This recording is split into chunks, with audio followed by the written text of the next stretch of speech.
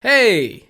Sick of being at home yet? I know I'm in a very blessed position as a YouTuber to continue working from home, but it's so weird. It's like looking out the window and watching the world erupt into chaos and you're just talking about dog shit movies still. If you've been scouring the streets of Netflix like most people have, I have some advice to throw your way. I got 2 movies to take off your list. Because quarantine sucks as it is, the least you can do is watch some good movies. What else are you gonna do? Imagine there's no heaven. You want to do that shit? That's what you want? That's what you want to watch? Celebrities lulling us through pneumonia? The 2 movies I'm going to discuss today are Girl on the Third Floor and The Pyramid.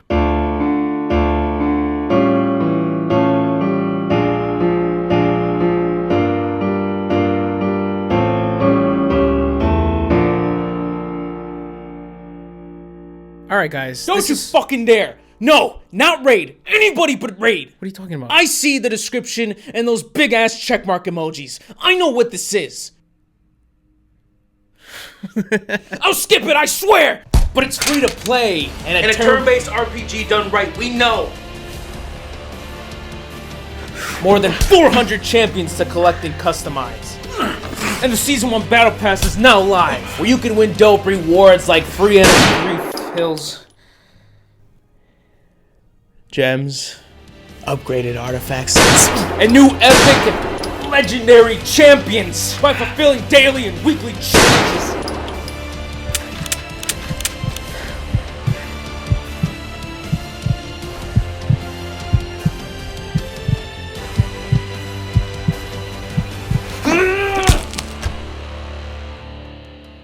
So go to that video description, click on those special links, and if you're a new player, you'll be rewarded with 100,000 silver and a free champion, Hexweaver. Hexweaver is super good. All this treasure will be waiting for you right here in your inbox. But the rewards will only be available for the next 30 days. Good luck, and I'll see you there. Thank you, Raid, for sponsoring this video. Girl on the Third Floor was recommended to me countless times because people didn't like it. And after watching it, totally get it. The ending is coronavirus crazy. Batshit, if you will. It's on Netflix for your viewing pleasure, or whatever the opposite of pleasure is. CM Punk is our main actor. I did not know that till afterwards. Had I known, I would think I was getting CM Punked during my viewing.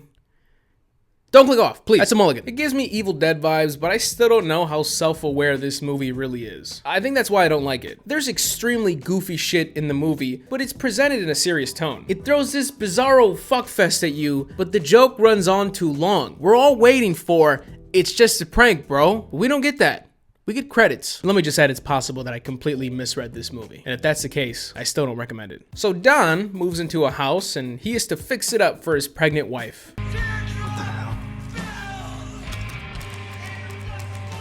Oh, piece of shit, drill motherfucker! That was a little abrasive. You know what goes great with the start of a new family? CTE. Punk is not great, but it is his acting debut. That's his mulligan. But regardless, we hate Don. Don is our main character. He's a fuck up. He's a liar, he cheats on his pregnant wife, and then does not continue slamming the dime piece that he already cheated on her with. One and done. Done. You already jumped off the cliff. Fucking Geronimo. Can you imagine if I actually talk like that? Like just IRL? Last night I was fucking slamming this dime piece. Primo me. I just say it because the words are funny. But seriously, he's got a short temper, he lacks basic etiquette. Bye. Alright, good night. Say bye to your wife. That was even better than I hoped for.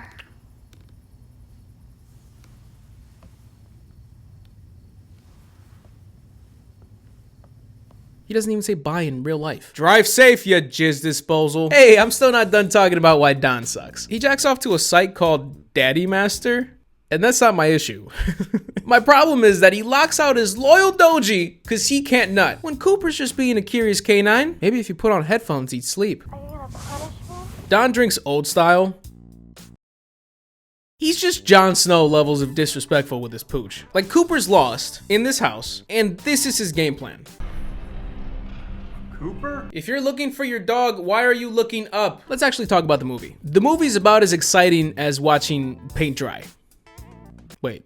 Nah, I see. You're getting meta. The house is weird. He does all that fuck shit I said. And nearly a half hour in, the movie finally picks up and they introduce Milo. It's one of Liz's friends, his pregnant wife, and he's helping him renovate. He's just a normal character, but next to Don, he's Jonah Hill in Superbad. I love him. And they must have knew that we were gonna love him because this movie's goal is to disappoint. Because fucking Not Bella Thorne kills him almost immediately after introducing him. Dope. Glad we axed off the only breath of fresh air this movie had. Well, now we only have Dan and Cooper, and we need more gruesome shit, so guess what? They do the thing that we knew they were gonna do all along. Has a dog ever survived a horror movie? Why are we still doing this? In the comments right now, name me a horror movie where a dog is introduced at the beginning of the movie or the first 15 minutes and actually survives through the movie. Do it right now. So Cooper's hacked up into pieces and thrown into the dryer. Hopefully the police can help. You see the dog, right? You think he jumped into the goddamn dryer by himself? Did he turn it on too?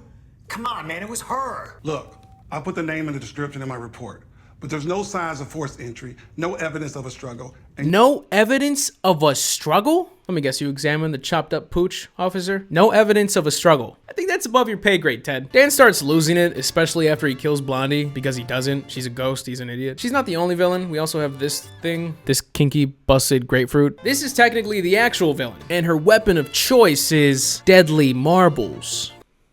They're like the thingies from The Mummy, but in marble form. The use of marbles I thought was really great because I love it when a horror movie can take something that's just kind of childish and it doesn't seem scary and turn it into something that makes you feel creeped out. Like I felt like if you came in here and like handed me a marble or something, I would have just thrown it across the room.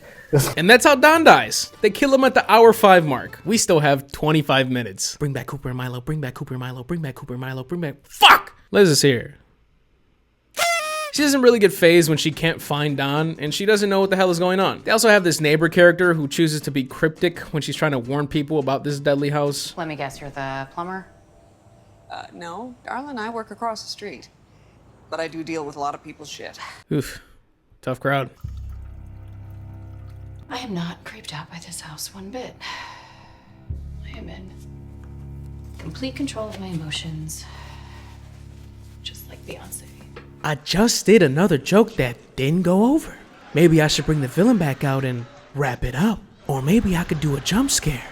Yeah, that'll get him on my side. The final third of this movie seems like a stretched out alternate ending. The movie takes a turn, to say the least, as the house is now filled with old-timey men watching a show just like the old brothel days. Am I right, gents? And Liz watches for way too long without jumping over the rail. Not sure what she's thinking here. Call a fucking audible! Turns out this girl's just a vengeful whore whose body was never found in the house, so she haunts it. And here comes Donnie Boy, who's evil now, who's actually this girl. And Liz runs away, slips on marbles, and dies. Just kidding, she's alive. But so is my boy! Just kidding, Bucktooth is C-sectioned out, and Liz IRL nopes her. Blondie serenades her dead body, Liz leaves, Church Lady is on her 9th glass of whiskey, cool as a cucumber, talking about, it was a test, I tried to help, you did good, kid. So Liz X marks to spot that shit and finds the whore's body that was never discovered, gives her a proper burial, and stays in the house. Oh yeah, Don's a ghost now and throws marbles at his daughter. What the fuck is this? This has a good rating on Rotten Tomatoes, a great rating. And listen, if we're comparing this to some of the poop stains I've watched, this is definitely in the upper echelon. But worthy of this much praise? My nuts. Not my cup of tea. Very slow, wouldn't watch it again. Really want to watch Cat in the Hat right now. Avoid this shit during quarantine. We're short on TP as it is. The Pyramid is on Netflix, just Netflix UK. But if you got a VPN, you can still watch it, easy day. And that would have been a great segue into a VPN sponsor, but this video was sponsored by Rage! What I was told about this movie was that it was a great concept, but poorly executed, which I can second. It's a found footage going into a possibly dangerous area movie. It's The Descent. It's As Above, So Below. It's not as good as either of those movies. It's a group of archaeologists and filmmakers who finally break through a long-lost pyramid that immediately releases toxic fumes. And they're not gonna go in there because toxic fumes, until Zahir sends in his NASA Mars rover to scope out the joint. And I think this is a good time to mention the deep-fried jump scares they have in this movie. Louder is not scarier. So his rover gets O-code and they're like, oh, it must have been a dog that has survived the toxic fumes. These guys are forced to wear breathing masks, but those desert poochies are resilient. Even though by now I'm sure that we've realized that doggos don't fare well with dry heat. This movie isn't really scary. I think because the enemies are laughable. Like for example, The Descent has slimy Voldemort. As above, so below has Satan. In the pyramid has dead cats, zombie kitties, mummy pussy, cats. Now there ends up being a greater threat, but that's not till the end of the movie. Anyway, they get lost, they feel trapped, this happens. We gotta get out of here soon. God, I haven't smelt anything this bad since Zahir's tent when he had the beans the other day. What the hell is wrong with you, man?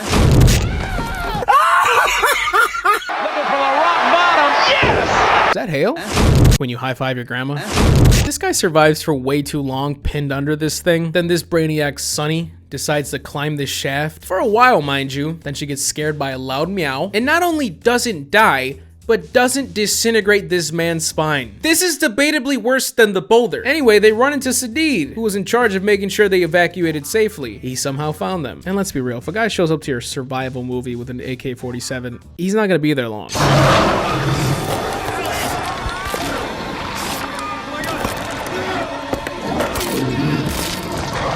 Bye, Sadid. Tell Cooper I said, ooh. You don't know what it means. One thing I will give this movie is that the death injury scenes are pretty enjoyable. I think I've mentioned this one. He later dies, by the way, but it's funnier to think that this is his send-off. The cameraman Fitzy, while running away from booby traps, accidentally Shang Tsung's his boss, and it's great.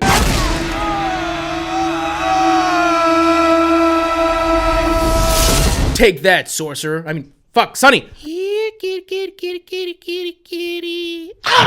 Fitzy, sure you don't want to get some B-roll real quick? Because you seem unbothered. They leave her alive for so long. She's impaled. She just got mauled, still recovering from what should have been broken legs. This guy, and what does the gang do? All right, grab her legs, Fitzy. Let's try and make this pain worse. For God's sake, slam her head in. End this, you monsters. Oh God. Oh my God. Oh my God. I think I can get her leg off. You know, someone else's leg could have used some getting off. By the way, when Zahir got plastered, our head archaeologist, Dr. Holden, immediately ran diagnostics in his mind and said, don't move him. We're not gonna be able to get him out of there. Even if we do, it still doesn't look promising. But with Sonny, heave, ho, heave, ho. Fitzy here talks your ear off, but this would also be a snooze fest without him, so pick your poison. They need to find a way out. The movie continues right on schedule. Anubis is your main villain, half man, half jackal, half ass. How is he still alive? Everybody here is superhuman, and you're still losing. There's a bunch of lore I could fill you in on, but yeah, they steal some flares, find the exit, climb this ladder, and oh fuck, Anubis realized found footage films don't have happy endings. You had a gun too, Fitz, and this big ass hyena was just a couple feet from you. How'd you miss? The last time I saw a target that big, they were out of bread. Little timely humor for you guys, you know, that's why we do it. Stop hoarding. Whole wheat bread sucks. So Nora gets close to the top and wants to die apparently. Back for seconds, turns out all you need to kill the god of death is a flare. Lucky we had that. That could have been a problem. Wouldn't you want to keep that flare just in case, you know? Bad. Shit like that is what drives me nuts in this movie. Piss poor decisions backed by piss poor reasoning. So now Anubis has her and he's gonna extract her heart. Doctor, little help?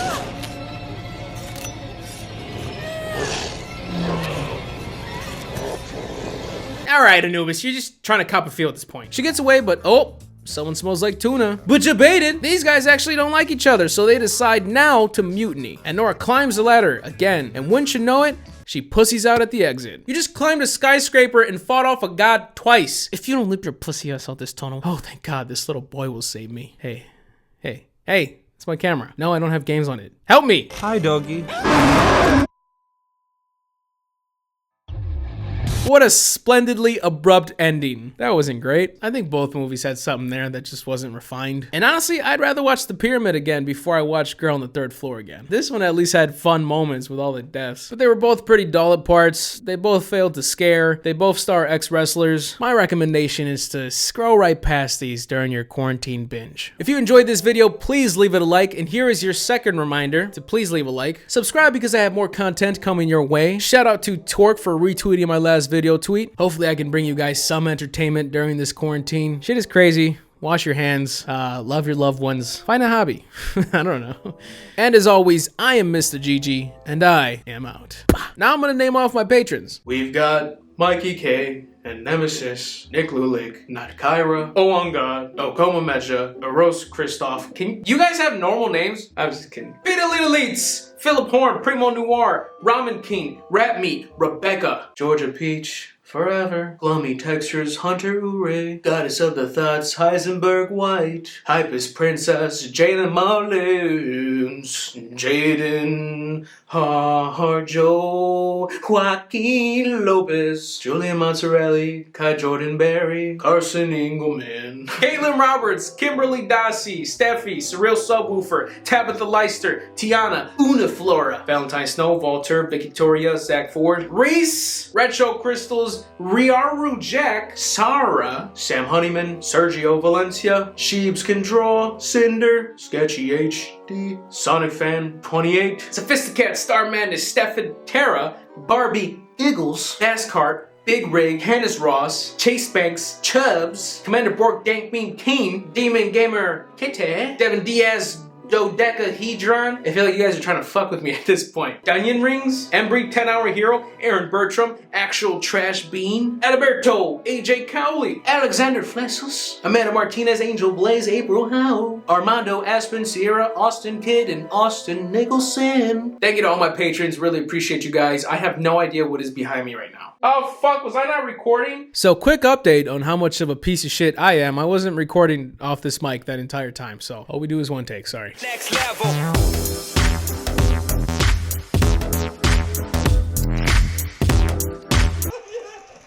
Delicious cupcakes are just minutes away. Did you just say minutes away? That's impossible.